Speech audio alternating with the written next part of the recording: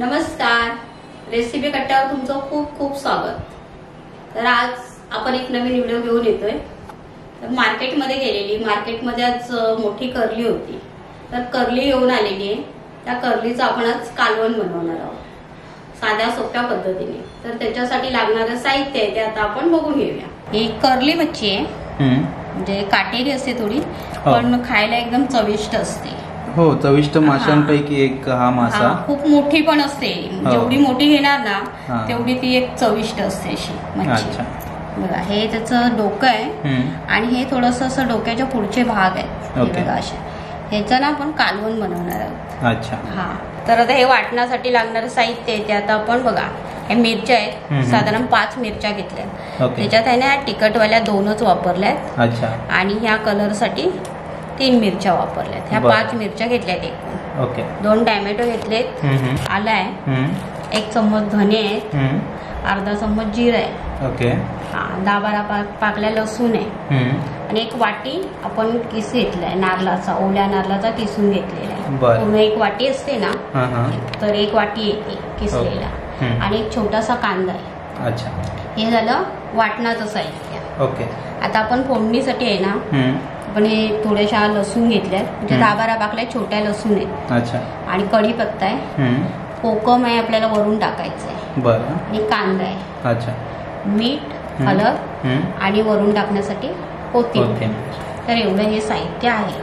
Okay, तर आता आपण वाटणाची तयारी करूया। बरं, या शंकेश्वरी मिरची घेतलेली आहे, 3 मिरच्या आहेत, आणि ह्या बेडगी मिरच्या आहेत। ह्या तिखट असतात म्हणून 2च घेतलेल्या आहेत। बरं, तर ह्या ना 10 मिनिटं एक भिजवून ठेवायच्या। भिजवल्याने कलरही छान येतो आणि लवकर वाटल्या जातात, म्हणून भिजवून ठेवायच्या। ओके, तर आता आपण ना ह्याच्यात टाकणार आहोत।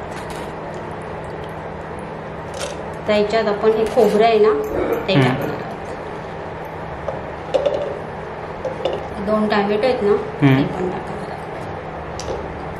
लसूण, धने, जिरं, आणि आलं। मच्छीला शक्यतो जास्त आलं वापरत नाही, लसूण जास्त वापरायचा, आणि 1 छोटासा कांदा घेतलाय आपण कापून।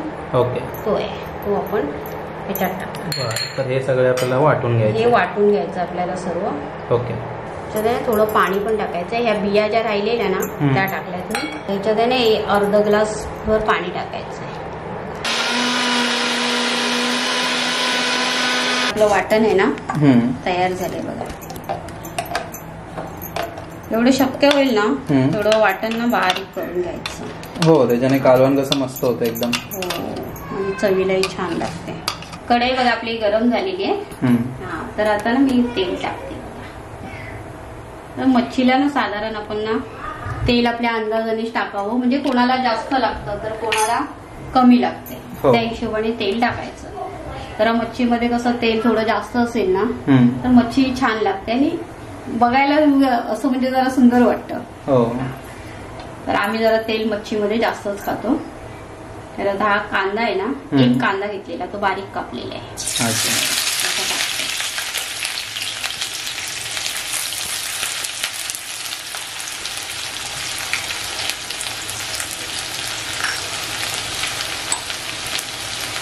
कढीपत्ता आहे, कढीपत्त्याची पानं मोठी मोठी आहे, कारण गावी गेलेली तर गावावरून कढीपत्ता आणलेला आहे। कांदा आपण फ्राय करायला टाकलेला आहे। कांद्यामध्ये आहे ना लसूण न टाकता आहे ना मी आता वरून लसूण टाकणार आहे, कारण ह्याच्यात ना मच्छीचा जो कालवण आहे ना हे, ह्याच्यामध्ये थोडीशी कच्ची लसूण असेल ना तर छान लागते।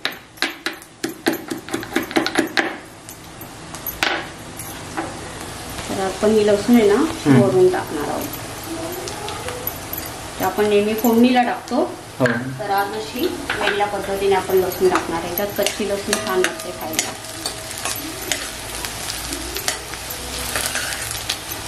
गॅस मीडियम आहे, हळद पावडर टाकते आणि मीठ। अच्छा,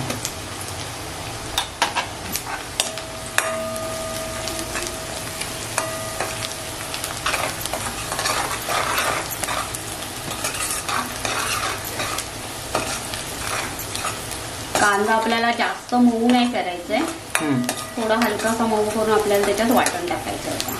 अच्छा. लगभग कांदा झालाय.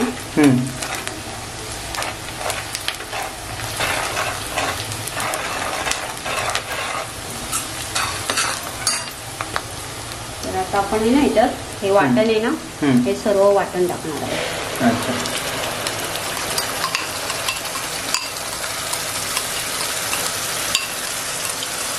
वाटण मात्र छान असं ना एकदम मस्त असं परतून घ्यायचं. एक 10 मिनिटं तरी परतून घ्यायचं वाटण. त्या वाटणाला तेल सुटेपर्यंत आहे ना छान असं. लो गॅसवर. हो.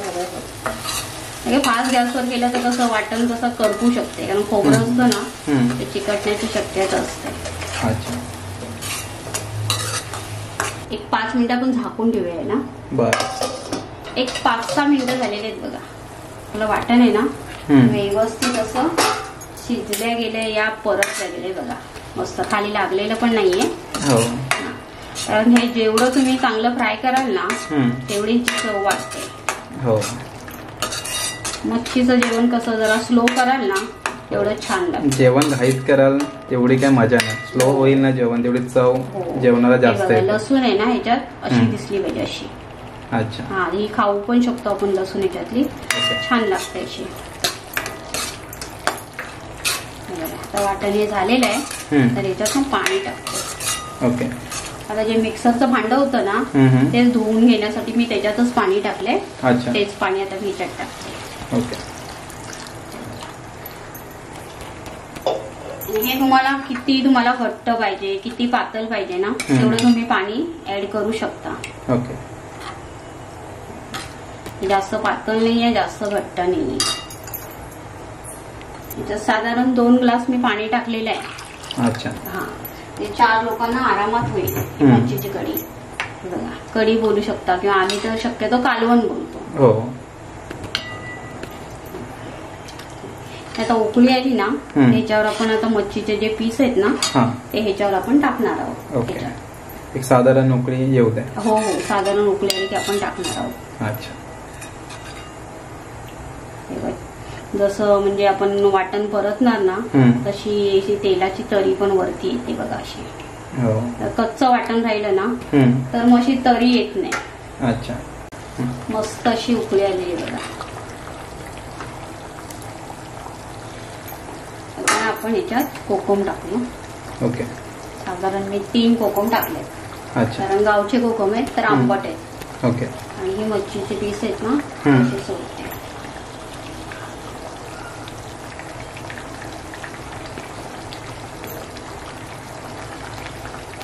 हे मच्छी काही शिजायला आहे ना टाइम जात नाही जास्त. आणि मच्छी टाकल्यानंतर ना शक्यतो चमची फिरवायचा नाही. अच्छा. तर हे एक 15 मिनिटांना स्लो गॅसवर आपण ठेवूया. बरं. त्याच्यानंतर आपण गॅस बंद करूया. ओके. झाकण ठेवते 15 मिनिटं. 10 मिनिटं झालेली आहेत. मस्त बघा उकळी आलेली आहे बघा. आणि मच्छी शिजलेली आहे बघा. आणि अशी मस्त एकदम मच्छी शिजलेली आहे. हो. तर आता आहे ना आपण थोडे अजून 5 मिनिटं ठेवूया. आता झाकण ठेवत नाहीये. थोडा गॅस पण मिडियम केलेला आहे. एक 5 मिनिटं ठेवूया आपण. जी कोथिंबीर आहे ना त्याची वरून टाकते बघा. अच्छा. मस्त कलर पण आलाय बघा. हो, कलर पण छान मस्त एकदम आलेले भारी झाले.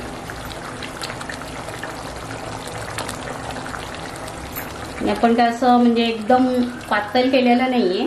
भाकरी बरोबर चपाती बरोबर खाऊ शकतो आपण. असं थोडं घट्टच आहे कालवण. तुम्ही काय बोलता ते आम्हाला जरा कमेंट करून सांगा. आमच्याकडे तर शक्यतो आम्ही कालवणच बोलतोय बघा. असं पातळ नाही केलेलं आहे. पण 15 मिनिटं झालेली आहेत बघा. तर आता गॅस आहे ना बंद करते. ओके. आणि आपलं हे कालवण आता तयार झालेलं आहे. हो, एकदम मस्त बघा असं तयार झालेलं आहे. तर आपण आता हे कालवण काढून घेऊया.